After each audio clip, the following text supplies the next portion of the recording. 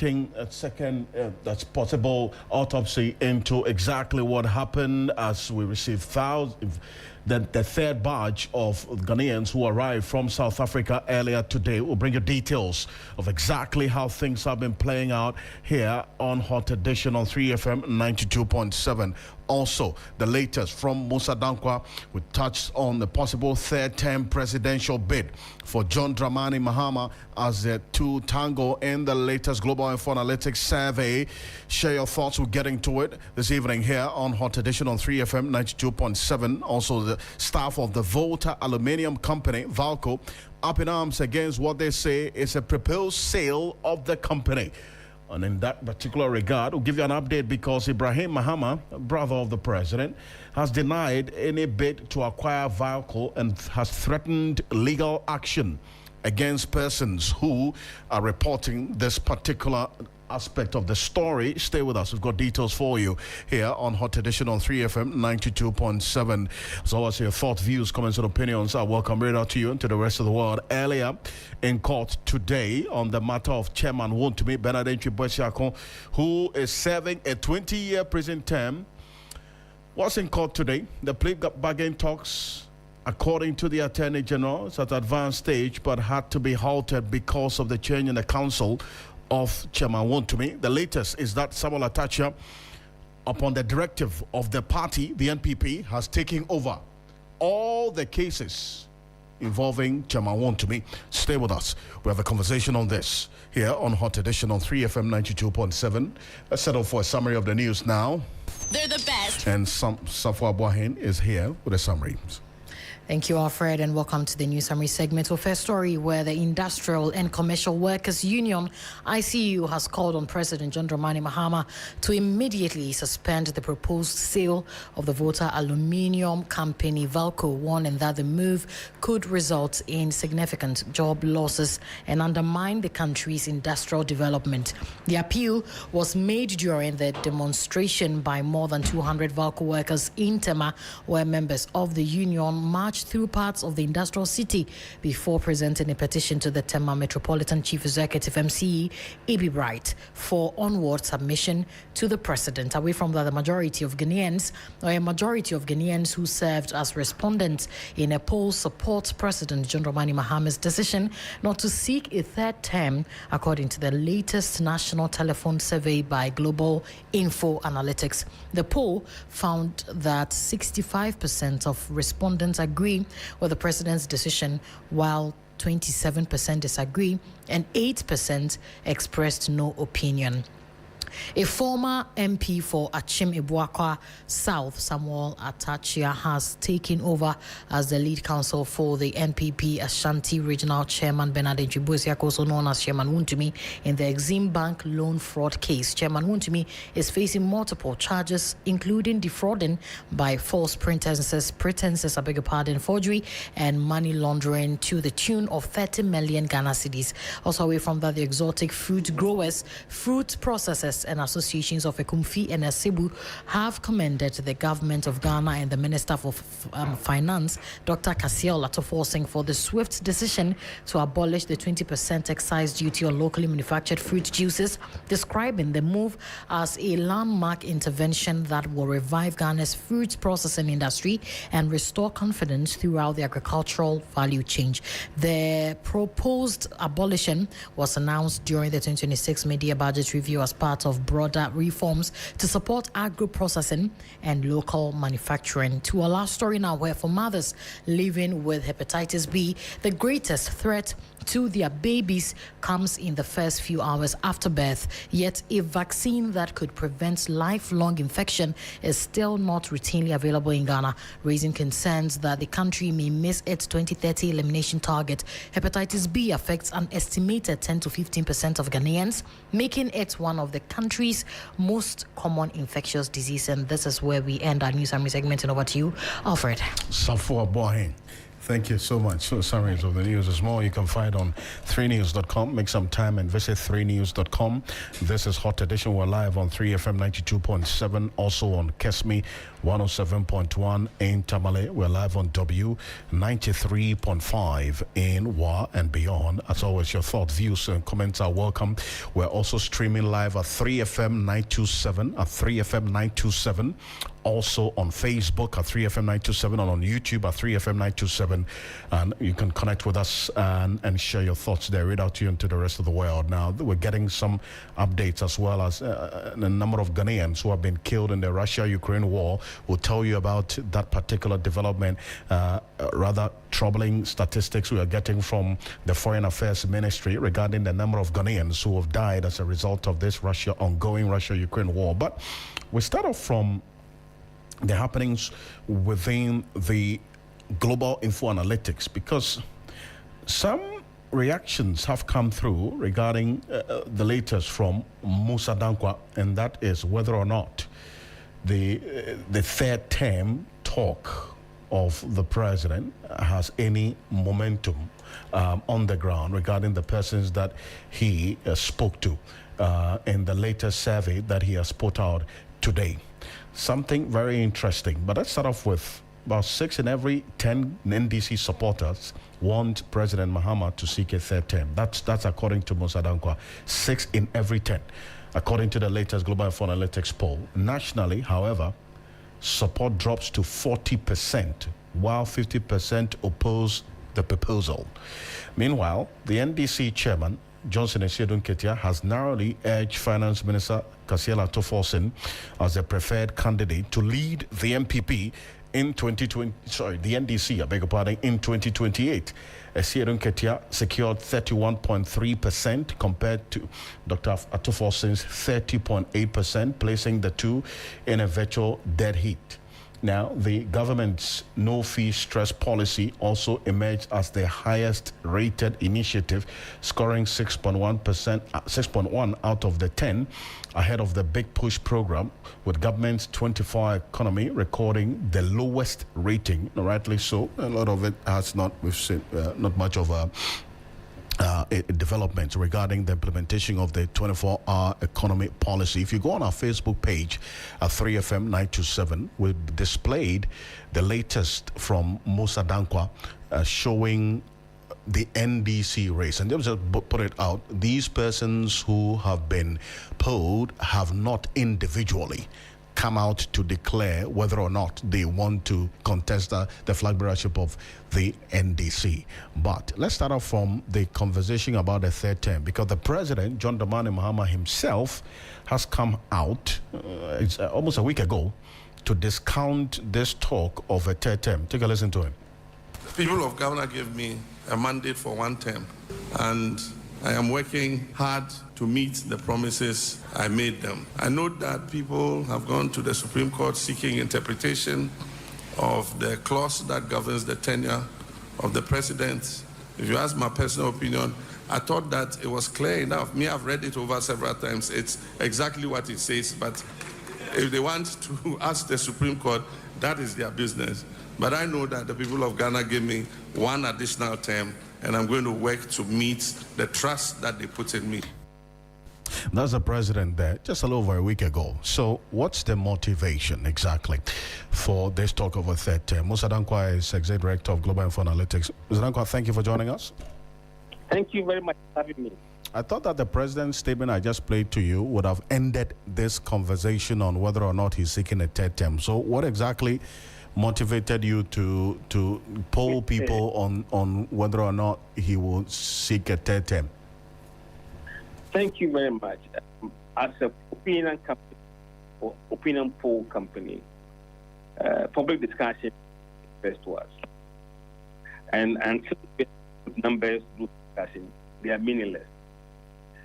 If you ask people what proportion of Ghanaians would like Mahama to go for a third term, nobody could put their hands in the air and tell you this number.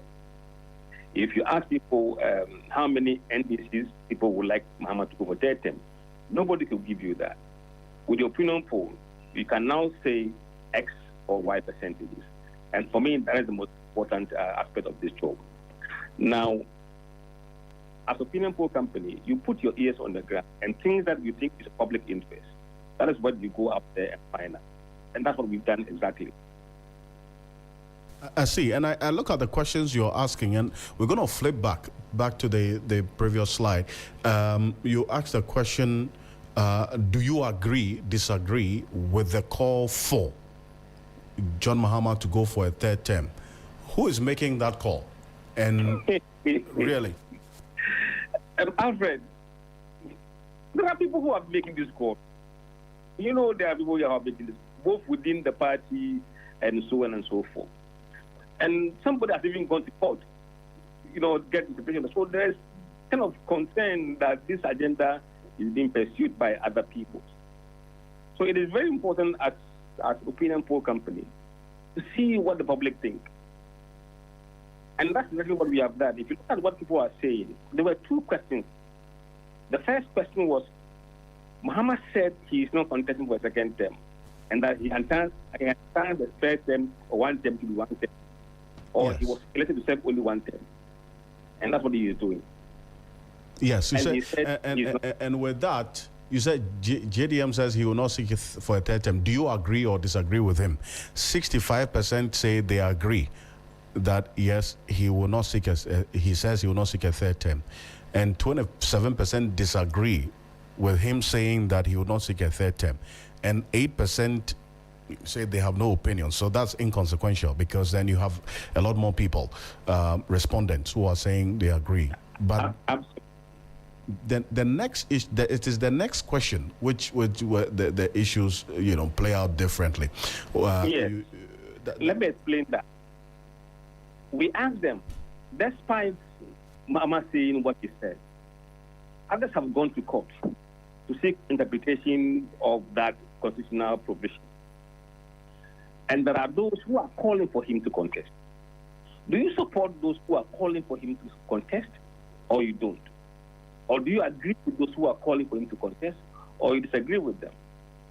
And here, half of the country say they disagree with those who are calling for him to contest. 40% agree with them, and 10% have no opinion.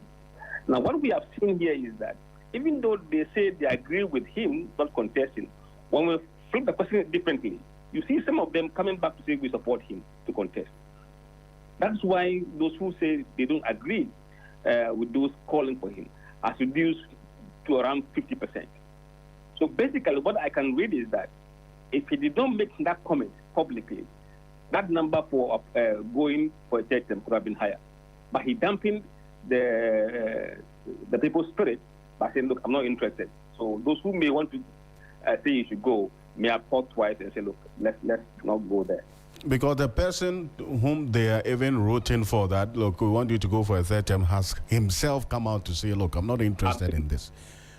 So that's reflective in the 40%. And you say that, but for the president's outward pronouncement publicly on the matter, the support for a possible third term would have been higher than the 40%. Yes. Based on what? No, we are human beings, Alfred. And sociologists and psychologists will tell you that, look, when somebody whom you want him to contest say, I'm not interested, when you ask people who say, should he contest? The man say he won't contest. Why should I force him? And you drill down the data to those respondents who are NDC and others who are not NDC. Exactly. We wanted to see the partisan lines for those who want him to contest and those who don't want him to contest. Now, if you look at the data, 14% of MPP voters want him to go for a third term. 14% of MPP. But 76% of them said no. We disagree. When it comes to NDC, 63%, over 1 million, want him to go for a third term. But 31% said no, he shouldn't go. When it comes to floating voters, 33% of them want him to go, but 67% don't want him to go. And when it comes to those who don't tell us their party affiliation, 52% want him not to go, but 24% want him to go. And those who support other parties, 60% said no, it shouldn't go, and 33% say it should go. So here, NDC people are standing alone. Every other voting bloc is opposing that third term. It means that it is highly unlikely, even if it is put to the people, it will win because they are on their own. And that's why I bring in Professor Samuel Edujemfi. Prof, and Musa Dankwa is the one you've been listening to on the other line, explaining the latest outcome of the poll.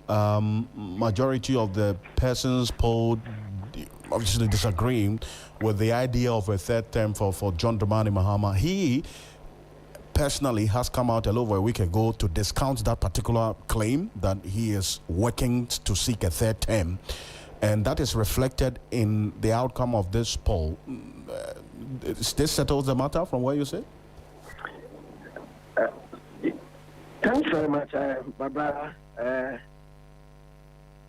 Senior Muzadankwa's polls have consistently spoken to the key ideas and structures that push our politics. I believe that hard data, scientific data like this cannot be queried, except to say that it has given us the opportunity to have a deeper reflection also on what Ghanaians are looking at. I don't think it settles the matter, but it calls us to reflect on rather settling the matter at the court of competent jurisdiction, so that when the Constitution says that an individual can go on, if you like, a third term because of lack of consecutive nature, then we could say that it is not a business for us to even contemplate, because that individual would have the right to decipher or to make a determination whether he will contest again or not. So constitutional matters must be fully settled and settled as such. The hard issues are that Ghanaians are interested in an individual who provides the public good. Within the current scheme of things, the broader masses of Ghana, right, the population of the entity called Ghana, are they receiving the kind of development they anticipated? Are they receiving the kind of leadership they anticipated? Is President Mahama moving Ghana forward toward the direction that Ghanaians are anticipating? Now, if he is delivering the public good, then Ghanaians, in their contemplation, may want him to continue. But like the poll is showing, I just followed, right? Those who are hardcore card-bearing members of the NDC are showing that at least they are comfortable with what's his name, Mr. Mahama, His Excellency, and so they may want him to continue. But on another breath, you realize that opinion is also divided, because there are those who are also hardcore, if you like, party followership, either within the MPP or the CDP and elsewhere, who may not want an NDC presidency or president for a third term. But what is significant, if you look at it clearly, is that it seems to me that the kingmakers themselves are also, if you like, not enthused about the whole third term question. So where does the answer lie? What is the pivot? What is the fulcrum? What is going to cause the whole debate to hold? I think what will cause the whole debate to hold is that we should allow President Mahama to exercise his right within the remit of the law. We should allow him to use the 2 years left to provide the public good. And when all is done, Ghanaians will make a determination, one, within the NDC itself, whether they want him as a flag bearer or not. Two, whether Ghanaians would even want him to lead the country again. It should be a matter that is determined by the factors that are going to evolve within the next 2 years. But within the current scheme of things, I think the science, the data is hard enough to suggest that opinion is divided, and that in our contemplation, indeed it's going to be a first time. And when we have some of these first time discussions, the opinions seem to be divided. And as divided as it may be, I think we can't overlook the signs in our reflection and hope that at the end of the day, whatever we do will not disturb the quiet and the peace of this country. And still connected to that, as this must be discounted from where you sit, there are persons who are also, working behind the scenes to take over the reins of the party in terms of its flag bearership. None of the people that Musa Dankwa has polled has come out publicly to declare their intentions to lead the party. But it is one that, from where you sit, from the political scientist lenses, it should not be lost out on the party in terms of the ground, there's underground workings of some individuals to lead the party, is it not? Yes, of course. I mean, the internal democratic arrangement of the NDC must be adhered to. I am not of the view, I do not share the sentiment or the thought that political parties should be hijacked by some individuals, whether they come to power and they want to stay on to power by any means necessary, or whether they feel that they have the financial muscle to control the party and so they have to control the party. All other forces therein, either those who have control over the party as in party executives or president or flag bearer, should not assume that the party should dance to the tune that they play. Rather, they must allow the internal democratic arrangement of the party to survive. And that can only be done when they allow, some kind of competitive elections within the NDC itself. So today, if there is going to be a unanimous decision to say that, let's say President Mahama should continue, it should be based on the fact that all the actors therein have come to that conclusion. Nobody should be whipped into line, nobody should be forced, nobody should be intimidated, or nobody should feel left out because he or she felt that he can be voted for, or she can be voted for to lead the party. And we should not be oblivious of the fact that the MPP is struggling today because of set top-down methods. And I think that these discussions smell like that. It smells like a top-down agenda. And that should not be seen within the NDC, within the current scheme of things. They should allow the democratic credentials of the MPP to survive, the NDC to survive.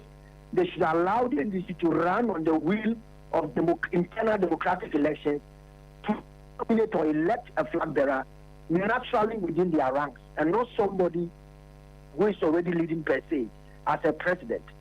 Such arrangements may also derail the potential to better sell, train, groom, or bring up a new leader in the foreseeable future. And I think it's something the NDC must look at.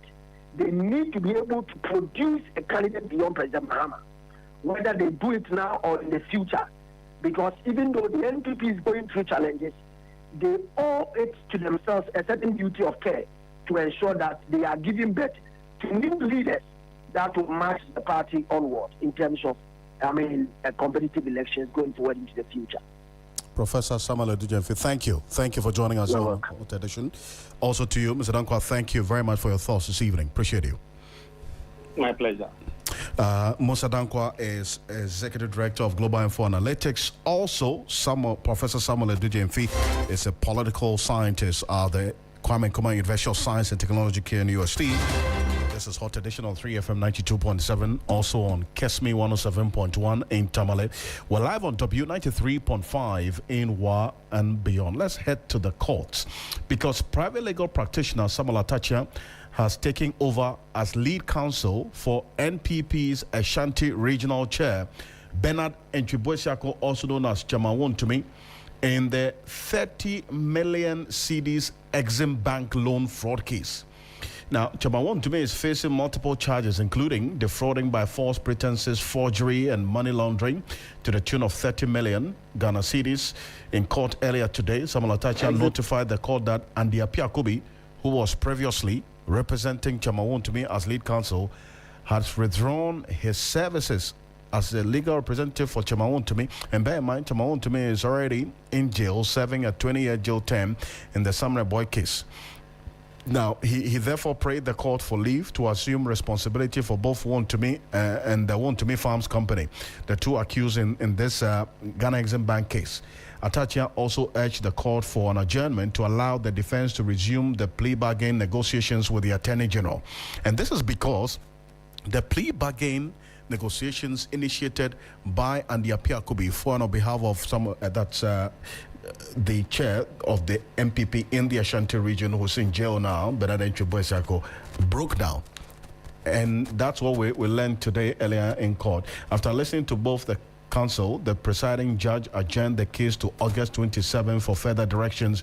And this is Samuel Atachia speaking to the media after the court hearing earlier today. If you go on our Facebook page at 3fm927, we're showing you the court videos earlier today and what happened in court. That's at 3fm927 on Facebook and also on YouTube. Take a listen to this. Essentially, the judge agreed, and Honorable Deputy Attorney General Service House agreed that you attempt a plea bargain and then come back to the court and announce it. So we'll take up that initiative and see whether we can broker a deal, and that matter will come to an end. So that is what happened. But relating to the Edubuahin case, Cromwell, who was the last witness and investigator for the Attorney General, is still in the box. And today he made several concessions. I didn't understand the national security space. And I begin to wonder, I don't have to say it so many times, that how can you investigate the national security when their matters are clandestine? When they do undercover operations, when they have even operatives functioning in banks. How can you come to terms with a space that you don't understand? And why should we use your ignorance to send somebody to jail?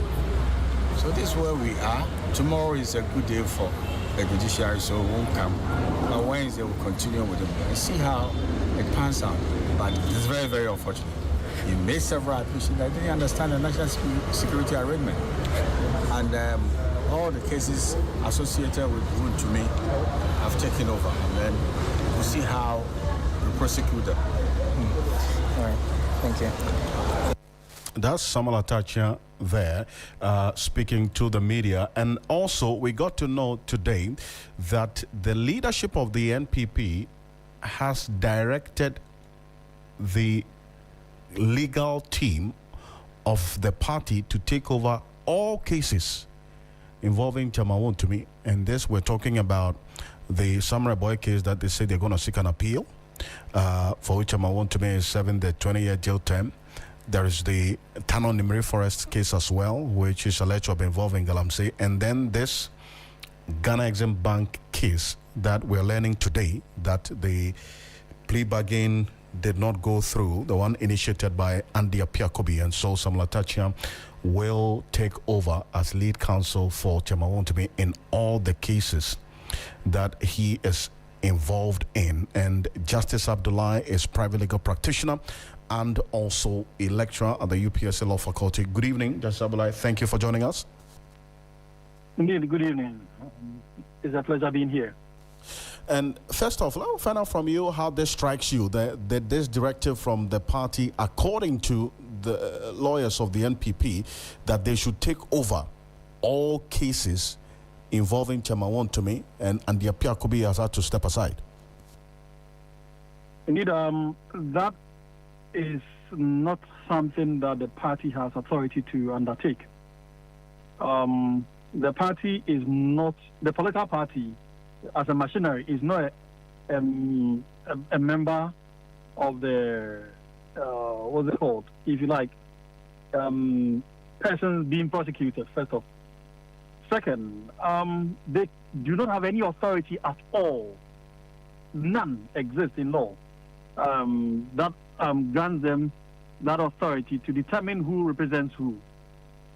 However, I will not be naive to think that a political party will take this kind of decision without the consent of the person involved. So I would assume that the party has sought the permission and consent of Chama Wontumi himself to be able to take this kind of bold decision that has everything to do with his rights.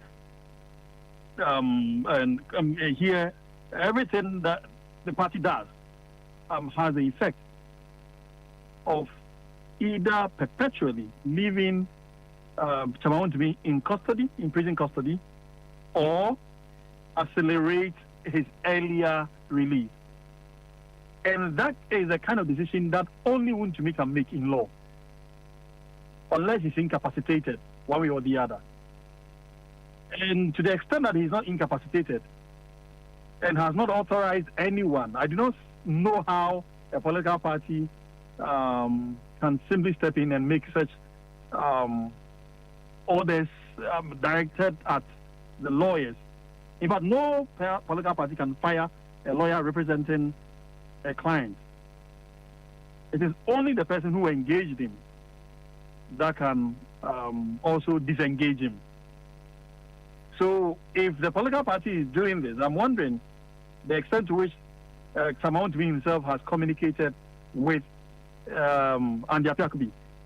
Let's remember, about a week ago, just before before Chamawontumi was incarcerated, convicted, he had indicated that Andy Apiakubi had indicated that Chamawontumi had called him earlier in the morning and instructed that he mount an appeal on his behalf should he be convicted and sentenced. And so, having given this express instruction, it is only he that can revoke that instruction and not a political party.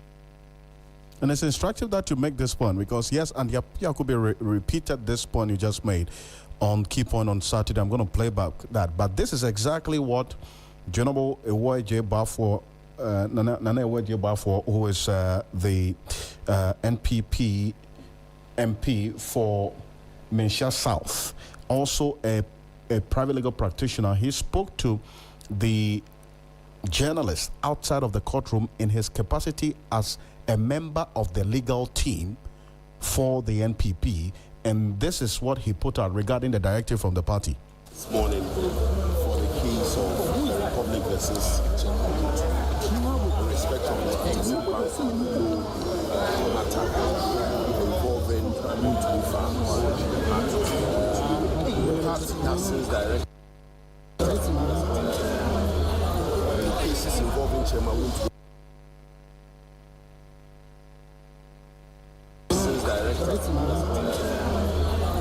Cases involving Chairman will be taken over by the party's legal team. And so, in respect of this matter, Mr. Samuel Atachi is leading it, and then I'm assisting him together with other lawyers of the party. So that's Bafwewa there talking about the said directive that the party has given to the legal team to take over all cases involving Chamawontumi. One of the accusations or criticisms against Andy Apiakubi was the record time in which this Samuel Boy case was, as it were, completed in court with Chamawontumi serving this jail term of 20 years. It took 9 months. There are many in the MPP who said, look, I mean, he could have done better. And some of which I know you have heard as well. From where you sit, you think that could have influenced this decision by the party to take over all the cases involving Chamawontumi? Well, Alfred, as I've indicated, I think we all understand that up to this point that the party doesn't have any authority at all to do this. However, if they are calling the competence of Andy Apiakubi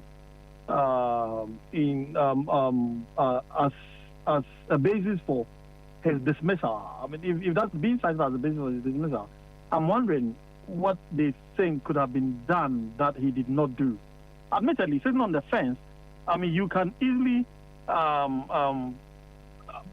make all kinds of suggestions. But really, if you find yourself in the soup, the dynamics change. I had always held the opinion that that case ought not to have traveled this far because in my scheme of things, I thought that if I was a lawyer, if I was Andy Apiakubi, and mind you, Andy Apiakubi is a good friend and a very good lawyer, I would have possibly sought a plea bargain on this because a plea deal would have saved this situation because as far as I was concerned, the signs were too clear to be ignored. And judging from 2013, when all these issues started, this didn't start from 2023, as a lot of people suggest. 2013, more than 13 years ago, that was when these issues started. When Wontumi himself even took matters into his hand and sued the state over this anti-Galamsey team that had visited the same Samaboy. And they destroyed his excavators. Yes. Exactly. It's good you remember. So this is not an issue that just sprang up as a surprise to anyone. And it culminated only in 2023 when the president at the time even had to step in to more or less call in the innocence of Chama Wontumi. So the signs were just too clear on the walls that anybody, who was minded to see could have seen, and to have taken steps to avert this kind of outcome. But that is done. That does not call into question the competence of the lawyer. The competence of the lawyer is not marked by the strategy he adopts. And so for those who are calling his competence into question, I think that they are getting it wrong. And if the idea is to unduly delay the progress of the matter, I do not think that also questions the lawyer's competence. That is only a strategy that one might adopt or the other. But even that strategy is as effective as the trial judge would allow it to be. And so it is difficult to blame decent, in fact, Andy Akpeku is one of the most decent lawyers you would find in the system. You mentioned his name, nobody will say anything negative about him because he's very decent, he's honest. For young lawyers, he's one of the most admirable lawyers in the system. And so if anyone is calling his competence into question simply because of this conviction, I think that the person is getting it wrong. And so maybe too honest to a fault, and that may have cost him? Well, yes, sometimes, I can understand how that comes across. Sometimes, yes, I agree. Particularly when you go into this and you behave like me, quite naive, thinking that the politics dimensions are not influential in determining the outcome or otherwise. You could be very naive and it could go against you, but that is not because you are incompetent. That is because maybe the clouds around the case worked against you.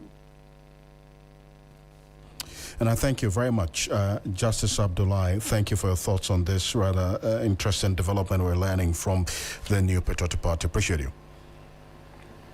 Justice Abdullahi is a private legal practitioner. And away from the matters regarding Wontumi and the NPP legal team, the Industrial and Commercial Workers Union, ICU, has called on President Mahama to suspend what they say is a proposed sale of the Volta Aluminum Company, that's Valco, warning that the move could lead to significant job losses and worsen unemployment in the country. The appeal follows a demonstration by some Valco workers in Tema who marched to register their opposition to the move. The workers argued that Valco requires substantial financial investment to restore operations and secure its future. Subsequently, reports emerged that Cabinet had approved an investor for the company. However, the decision has sparked divisions amongst the workforce, with a section of employees expressing fears that the arrangement could lead to job losses. The aggrieved workers, led by the General Secretary of the Industrial Commercial Workers Union, Morgan Ayowene, presented a petition to the Tema Metropolitan Chief Executive, Ebi Bright, calling for the immediate suspension of the said sale of Valco. Take a listen to him. Of Valco to a private investor poses significant risk, including potential job losses, diminished workers' welfare, and adverse financial consequences for both the workforce and the state. I want to inform the whole country, all of us, leaders, stakeholders, that we are poised as a union that believes in protecting the national asset. That's Morgan Ayowene there. Receiving the petition on behalf of the president, the Tema Metropolitan Chief Executive Ebi Bright assured the workers that the government would engage all stakeholders to address their concerns and work towards an amicable solution on the matter.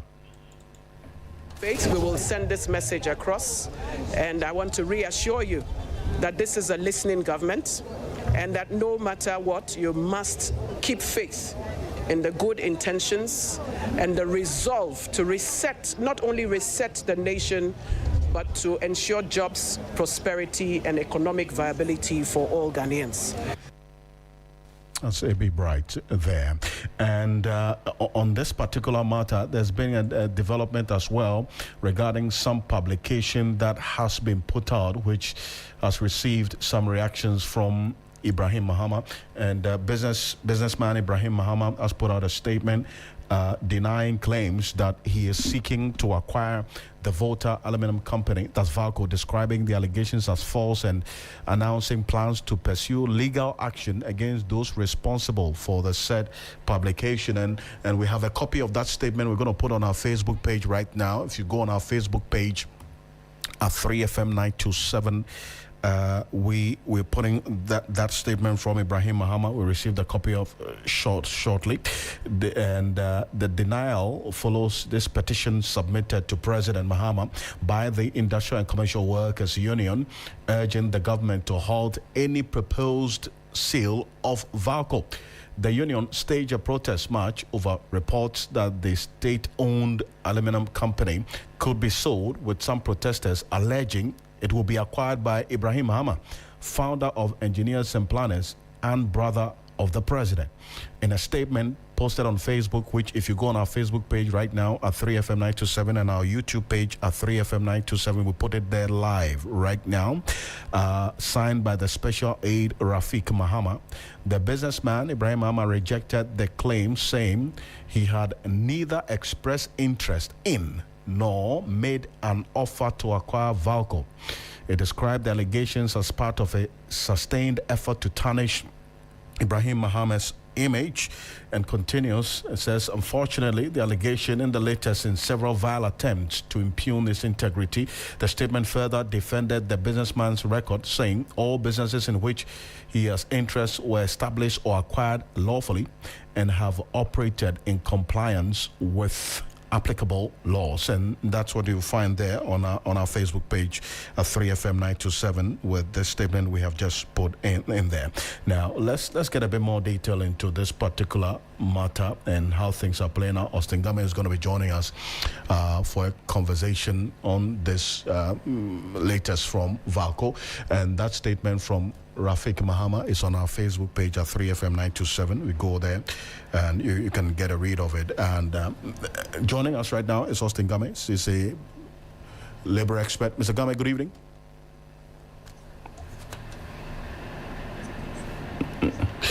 We have Amponsa Bediako is a member of the unionized staff joining us as well for a conversation on this. First off, let's engage Amponsa Bediako on this. Mr. Bediako, good evening. Yeah, good evening, sir. Thank you for joining us. First of all, let me find out from you this what is coming from Ibrahim Mahama. He's alleging that some of you, the workers, are also saying he is the one going to acquire this Valco if put on sale.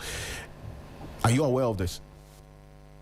Oh, Senior, first of all, let me send a very big thank you to our president, Mr. John Mahama, and also to the sector minister and management of Valco. I will tell you that, Senior, you know, every allegation being made is an agenda set by the union chairman, which I am a member of. This investor issue didn't start today. I've worked for Valco. God willing, by September, I'll be 12 years in Valco. We've been crying for investor all this while. And anytime, an investor comes, you will get the management pushing them away. Just run the plant. We have given them the chance to run the plant. Fully 100% owned by Ghana, running the plant. Still, we are not seeing any progress. So if today the president has listened to our cry and said what he is bringing an investor and even has given cabinet approval, there's approval from cabinet that we should look for investors. You see, strategic investors who can take care of Valco. Then we get our union and some members of the union fighting this thing. Just because they want somebody to run a plant. And that person they know was given the chance to run a plant. We gave him 126 cells Today, we have about 93 cells. And we are, senior, it's like we are not ready to go home. The plant needs investor. As a union member, today I was against the demonstration. Why am I against it? The sector minister sent his deputy to the plant to come and form a committee. They will be planning the roadmap on how to choose an investor for us. Then after this meeting went on, we got the union chairman planning a demonstration and saying that by Monday we shall demonstrate against it. I don't think it's a good call. We have 2 reps on this committee that if you have any grievances, pass it through them. Some of the members of this union today said they will not join the demonstration, and most of the guys who were seen at demonstration are not Valco workers. I can tell you for a fact, most of them were not Valco workers. So why do you do this to us? You're saying the people who took part in the demonstration are not, most of them are not Valco workers? About 80% were not Valco workers. So where are they coming from? They are all very funny. You see, I see you brought some sister unions to join them because they realize that most of the workers are not willing to do what the chairman is telling us to do. So they brought people from different companies to come and wear our T-shirts and go and demonstrate. The only workers I saw or counted were about 20 out of 800 workers. Out of 800 workers, only 20 Valco workers were seen over there. The rest are not Valco workers. And I'm saying it on a fact because I'm a union member and I know what I'm saying. You see, right from day one that the president said, well, we should look for investor. Before you get an investor, the investor must come to the plant, tour the place, and see whether, maybe, yes, I will like it or not. I see. That very day that they came to the plant, the union chairman said we should block the gates. We shouldn't allow them to enter. But you are alleging that the union chairman is against this investor that the government wants to bring in? Yes. And I'm saying that on a fact because I know what I'm saying. The union chairman was in a meeting with me and some other guys. But what interest does he have? That's what we should ask him. Senior. But you are the one saying it. Find out from the union chairman. No, you are the one who is alleging, and you must prove. That's why I'm asking you. What you say he called you into a meeting? I made a comment that I was in a meeting with him and some other guys in the union. What did he say in that meeting? We were all planning that we will not allow the government to take over the lands around Valco. The Valco lands. And this topic we are discussing today, the agenda was for us to maintain the current CEO. So for me, I know the in and out of everything that's happening today. The whole plan was to maintain the current CEO. We are not saying the current CEO is not doing well, but senior, the thing is, there are loopholes in the system. And we have given this same chance to our former CEO. No progress came. We didn't see anything. Today, we've been crying for investor right from the previous government. They started this. And the union chairman is aware that we've been crying for investor. They lost power, and this government came in. They said they will continue it for us. What is our worry? If investors come to tour the plant to see whether maybe they will show interest in it, then the union chairman will fight them that we should block the gates. We shouldn't allow them to enter. What interest is he having? What interest is he having? Just because the union chairman doesn't come to work. He was employed because of Valco. But at times he comes to work at 12 o'clock and even close early. Oh, but he doesn't do anything in the plant. So just to enjoy his comfort, let's maintain the current CEOs. Because he knows that these allegations, Chief, these allegations, the chairman is not here. I'm a member of the union. I see. And if you ask him, the chairman, he knows me. And you have said a number of things, and we are trying to get through. Unfortunately, we are unable to get through to the chairman. But you're saying, you're on record, have said that you were called into a meeting, and he whipped you in line to pursue an agenda against any investor the government will bring. You also say 80% of the people who took part in the demonstration today are not Valco workers. Yes, these are issues that we will check. I will repeat the same things because I know what I'm saying. Okay. Most of the workers came to work today. Boss, in fact, I at work last night. And those who came to relieve us from work, most of the workers came to work. Most of them said they won't join. Because, you see, it's like we are all seeing what the chairman is doing. Just to paint or just use the union to play agenda for somebody. Mr. Mbozabediako, thank you very much for talking to us. And he is a member of the unionized staff of Valco. He says they didn't join the demonstration. 80% of those who were on the street were not Valco workers. We were trying to get through to the chairman of the union, whom he has made some allegations against. Unfortunately, we are unable to get through to him. We'll keep working on it in our subsequent bulletins, get some responses as well.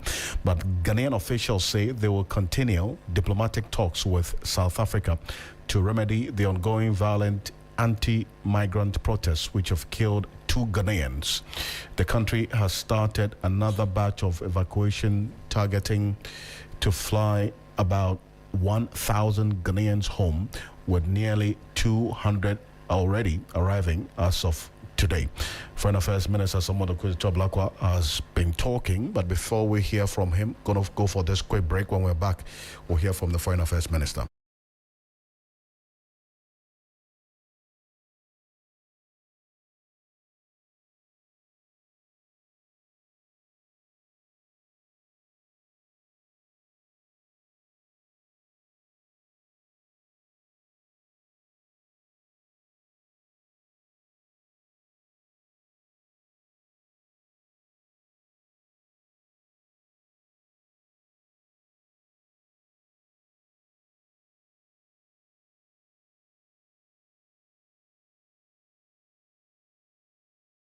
Welcome back to Hot Edition, and let's take a listen to the Foreign Affairs Minister Samuel Okudzeto promising sustained reintegration, job offers and relief packages for Ghanaian returnees from South Africa. Anti-migrant demonstrations have rocked South Africa, forcing foreign nationals to flee the country. The number of returnees so far to about 150 out of the expected 1,000. As we did for your compatriots who came earlier in the same package, because you are all valuable Ghanaians who we cherish and we adore very much. While ensuring the complete reintegration of the returnees, the government is also working to secure properties some left behind, as well as seeking compensation for their losses. Before you were allowed to board, the South African authorities carried out screening because they have a database of wanted criminals. Not a single Ghanaian is on their wanted list. Not a single Ghanaian is a criminal who the South African authorities are looking for. We will continue to hold talks with the South African authorities to ease tensions. We hope that they would also do better. This whole xenophobic attacks casts a very bad image of our continent. That's the Foreign Affairs Minister Samuel Okudzeto there. But let's now get some numbers before we go to the Foreign Affairs Ministry. Martin Esidu, Dr. Foreign Affairs correspondent, is there for us. But how many evacuees have arrived so far? What has been happening to them? With some suffers with our research team is here with us. What do we know? So Alfred, this will be the 4th phase of the evacuation process. So the first batch arrived on the 27th of May, and there were about 297 passengers. And the second batch came in on the June 6th, 340 passengers. And the third batch arrived on June 7th.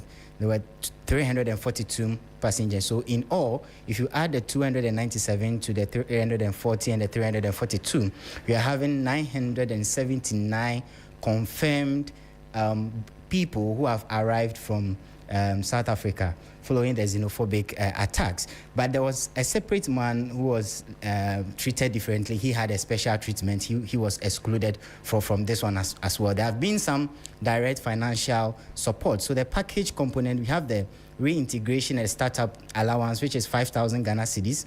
We have the transport allowance, which is 500 Ghana cedis. So in all, the reported amount per evacuee is 5,500 Ghana cedis. So the aggregate, so if you look at the people that have come, about 979. So far, the government has spent about 5,384,500 Ghana cedis on them as well. And there have been announcement of job opportunities. About 200 opportunities had been secured for the returnees. 100 jobs were offered by Ibrahim Mahama Engineers and Planners as well. Airtel Tigo, Telecel, and Association of AGI, Association of Ghana Industries also reportedly expressed interest for the allocation of jobs for these evacuees. So the final phase, as we are in, we have approximately 900 to 1,000 people expected to be evacuated from South Africa. So in all, this is, in a nutshell, this is the numbers that with regards to this evacuation. Almost 1,000. Almost 1,000. All right. Wisdom, thank you so much. Here's with our research team. Let's go straight to the Foreign Affairs Ministry. And Martin Esiodudate is Chief Foreign Affairs Correspondent. Martin, what's happening at the ministry? Well, Alfred, the Foreign Affairs Minister has been updating the country on a number of major developments that have happened in terms of Ghana's global engagements, and also touched more on the South African situation, where he indicated that diplomatic tensions seem to be simmering down since both countries have now agreed fully. And now this about seeking compensation, or Ghanaians seeking compensation from South Africa, was another point he reiterated. Now, on other major developments happening in the country, the foreign minister touched on the member of parliament for North, who was arrested in the Netherlands. You would recall that incident happened in May. He was detained. On the 24th of May, the minister said that he paid a visit to the member of parliament in The Hague, who has been given adequate consular services. So he really does not have any major need at the moment in terms of assistance or lawyers or any kind of help he needs whilst in detention. However, he said that he had a call from the Dutch minister on this same arrest issue.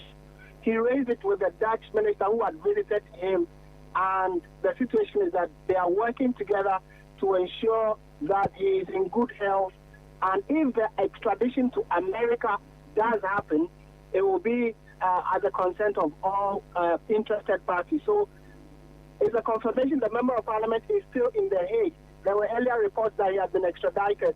He says that has not happened yet. He's still in The Hague, and he is in good condition. Well, it talks also about the people that have been evacuated from different countries. Also, it's interesting that it is only South Africa that we are hearing much about. But apparently, some 638 Ghanaians have recently been evacuated from Libya and have been reintegrated. 244 Ghanaians have been helped to leave Cambodia, of all places. So a lot has been happening diplomatically, and the minister just took the opportunity to update the country on that and touched on even the visit of Cyril Ramaphosa. That became a topical issue. He clarified that it wasn't that Ghana denied the visit of Cyril Ramaphosa, the South African president, but it was to ask him to postpone it because of the tensions at the time, which, based on all he said today, that tension is coming down and is looking good, at the strength of the diplomatic relation between Ghana and South Africa will not be affected by the recent xenophobic issues. Alfred. Martin, appreciate you for this comprehensive information there. Martin Esiodudate is our Chief Foreign Affairs Correspondent. Andrew Sefa is here with a summary of the sports news.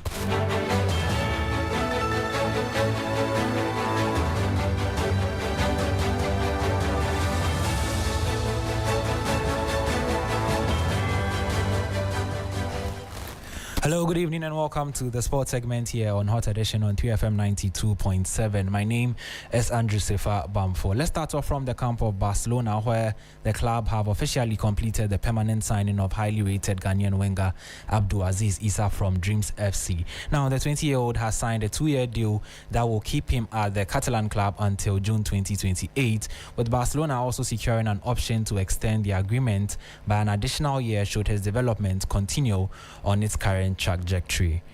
Now, finally, before we go, the Black Satellites suffered a 4-2 defeat to defending champions Nigeria in the opening Group B match of the 2026 WAFU B Under-20 Championship at the Charles Konan Bani Stadium in Yamoussoukro in Ivory Coast on Monday. The team will face Burkina Faso next on July 30 as they continue preparations for the Under-20 African Cup of Nations. Bringing an end to the sports segment here on Hot Edition on 3FM 92.7 and Hot Edition here on 3FM 92.7. For more updates in the world of news, business and sports, do join us same time tomorrow.